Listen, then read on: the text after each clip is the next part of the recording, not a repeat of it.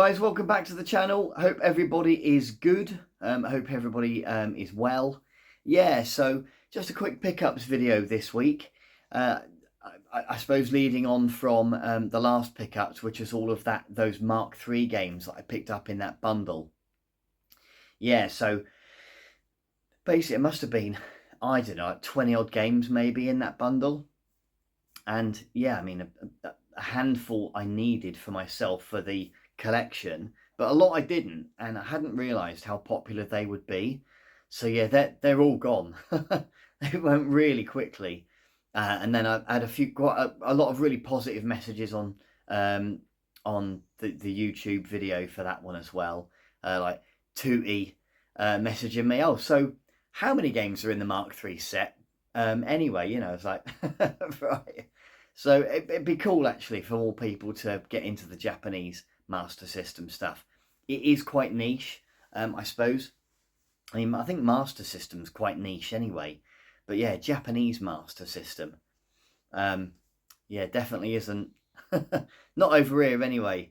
So yeah, you know, all of those games have gone, and thank you everybody that, you know, watched the last video, and thank you everybody that bought the games. You know, I've been able to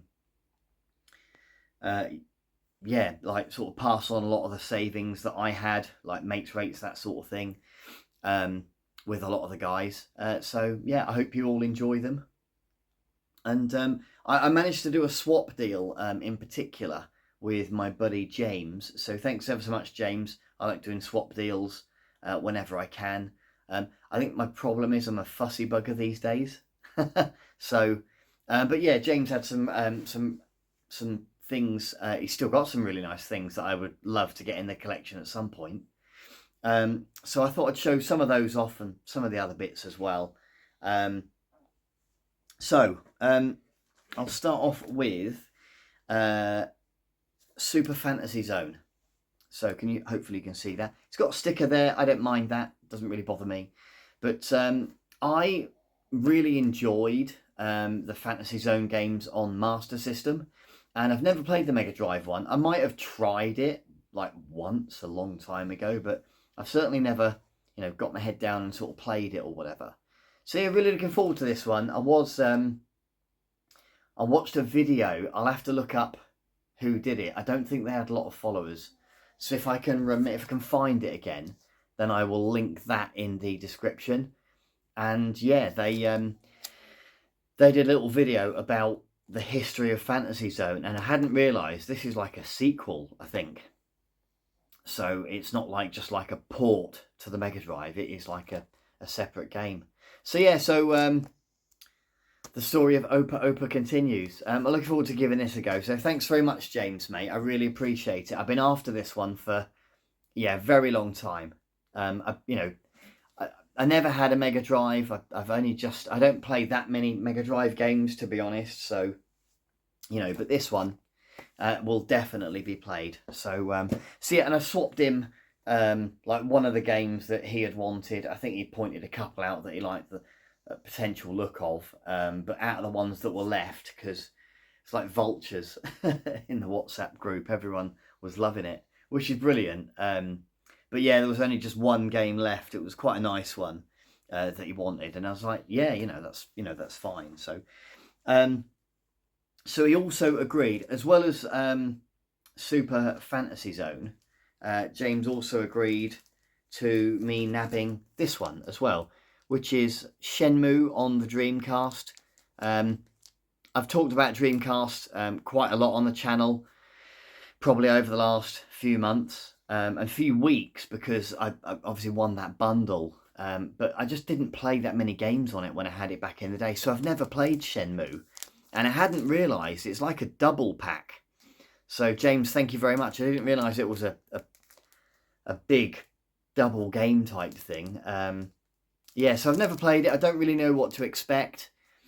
I guess I'm guessing it might be a bit like the Yakuza games where you walk around and do stuff. I don't really know.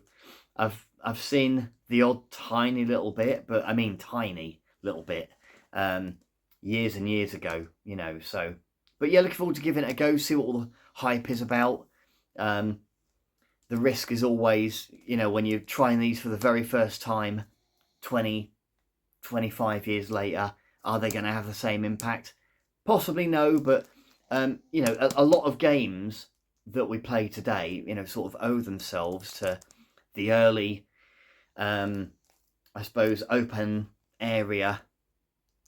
world aspects of these sort of games, I guess. So a really nice one to have in the group. Like I say, nice double pack one. Looking forward to giving it a go. And then as a bit of a Brucey bonus, so James included this one, which is, what's it called again? I know it's called Neo. It's called Super Magnetic Neo. So and he just said, yeah, you can have this one. Give it a try, see if it runs. So yeah, thanks ever so much. I'll look. He said it was a bit like not Banjo-Kazooie, Bandicoot, Crash Bandicoot. A bit of a platform, a 3D platformer. And I like my platformer games. I kind of missed the boat a little bit on Crash Bandicoot. I was sort of playing Resident Evil and Silent Hill and that sort of stuff when that came out. So I only played that years later. But looking forward to giving these Dreamcast games a go. And then we also managed to pick up a couple of Master System games as well. So essentially I'm after the manuals, but I collect the stories with them as well, of course, as we all do. So I picked up a copy of Psycho Fox. It's actually in really nice nick. It's got like the hang tab, and obviously it's got the manual and an epilepsy warning card. You don't see them much actually, so interesting to see. I don't know, I don't think they came in all games, but yeah, to see one is, uncommon, I should say. It doesn't have the cartridge, but then I don't need the cartridge. I own the game. So, yeah, I picked this game up in 2001, 2002 maybe, when I moved to Manchester. And I picked up a bundle with about 10 games in it or so in Manchester, and this was one of them. So I'd like to keep that copy, but now I've got the manual, of course. So yeah, if anyone needs the sleeve, I mean, I'm not bothered about hang tabs. I'm not that kind of collector, but if I've got a hang tab, you might as well swap it out, I suppose, for another one that I have or whatever. But yeah, if anyone needs the sleeve, then yeah, give me a shout. And then that was just on eBay, just cheap. And then I got this one as well, which is California Games 2. And again, in really, really nice condition. Yeah, so I've not really played much of this game. And it is a game that I already own. Again, I picked this up years ago at CEX. It was one of the first games I ever picked up from CEX. I can't remember if CX had even been going that long, to be honest. But my copy doesn't have a manual, so this one does, and it's complete in box.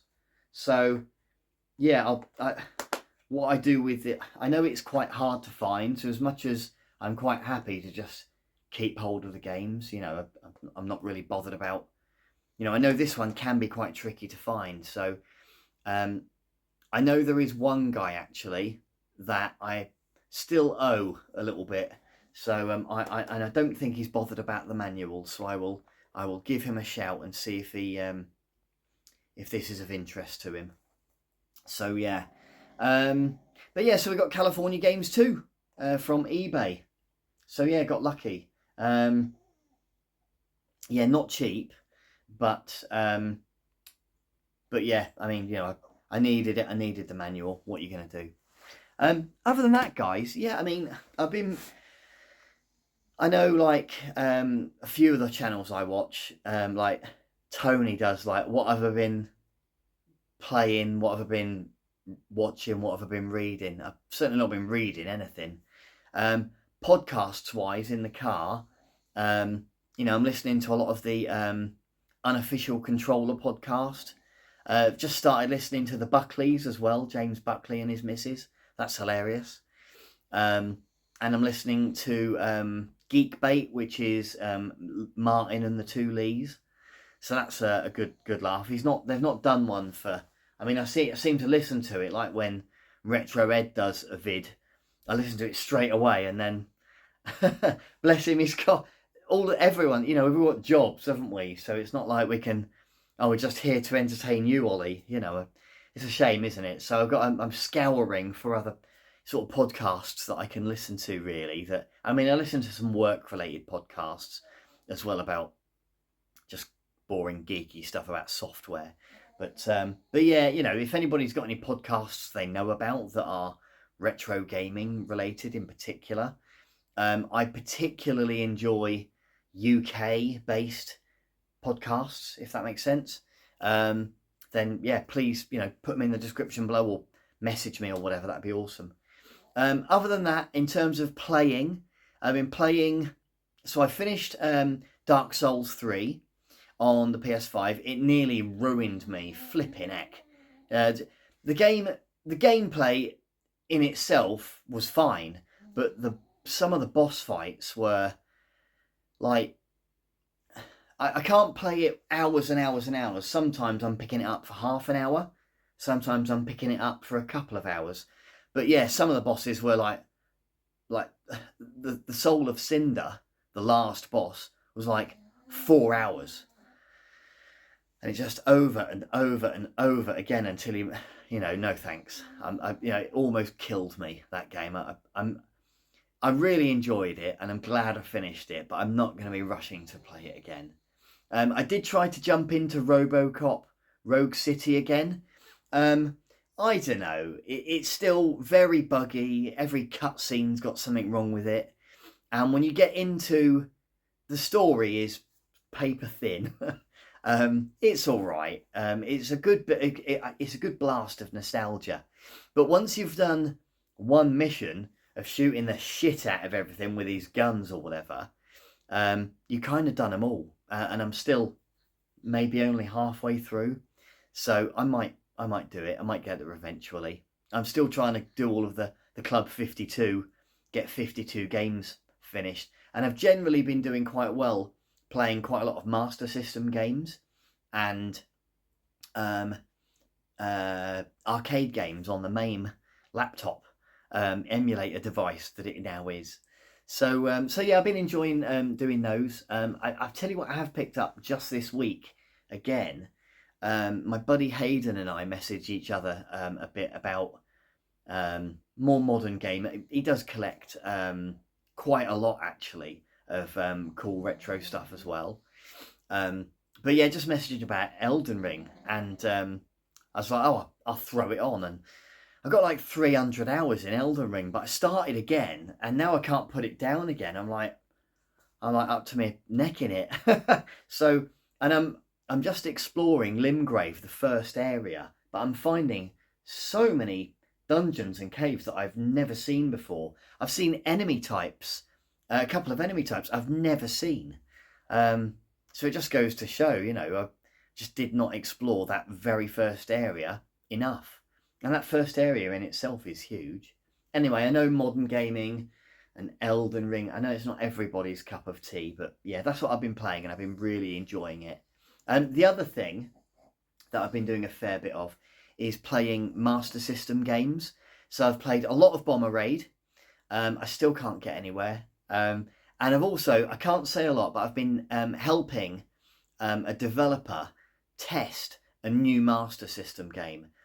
All I can say is when it comes out and it's finished, and it is finished, we're all in for a treat. It's a cracker. It's a lot of fun. It definitely would have been, a top seller, a AAA Master System title back in the day. So yeah, I can't really say much more than that. But I am looking forward to the SMS Power coding competition.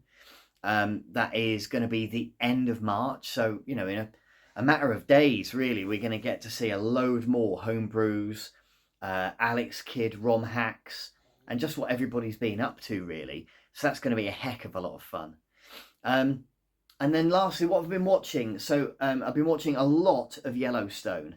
Myself and my wife, we tend to watch a lot of sci-fi type stuff, which I enjoy. But if it's all you watch, then it can get a bit samey. Put Yellowstone on. Oh my God, it's bloody brilliant. And it's wide open spaces. A lot of it's filmed in Montana, where it's based. Kevin Costner in it, so you can't really go wrong. And it is not what I expected at all. It's just not what I expected. It's a lot of fun. It's it's a top. I'm in season 4 now, so I think Netflix have only got the first 4 seasons, and then the last season I think is still on Paramount. So I have to pay the Paramount subscription for a month to watch it. It's good though. And yeah, I mean, that's kind of it, guys. I've been watching a fair bit of Red Dwarf. I'm up to season 10 now. I realised when I watched Back to Earth, which I hadn't seen, I have seen a couple of the episodes of season 10. So I watched it. I was like, oh, I've seen this one. I know, I know what's coming. But then halfway through season 10, I'm like, oh, I don't know these episodes at all. So I'm definitely caught up with where I want to be on Red Dwarf, having watched all of them now. I do hope to try to, when I watch all of the Red Dwarfs, I'm either going to go on to Men Behaving Badly or The Fast Show. I might go on to The Fast Show first, see how I get on it, see if it's as funny as, I'm sure it will be as funny as I remember, but it's on iPlayer at the minute, so just easy, isn't it? And that's kind of it, guys. That's kind of it for me. Other than that, just loads of work's berserk. But isn't it for everybody? That's not why you've tuned in. So keep the comments coming on the videos. I really enjoy listening and reading what everybody thinks of the videos that I make, and if you've got any suggestions of what I should play or what I should be watching on whatever, or podcasts in particular, that'd be awesome. But that's it. Thank you so much, and I'll see you again soon. Cheers, lads.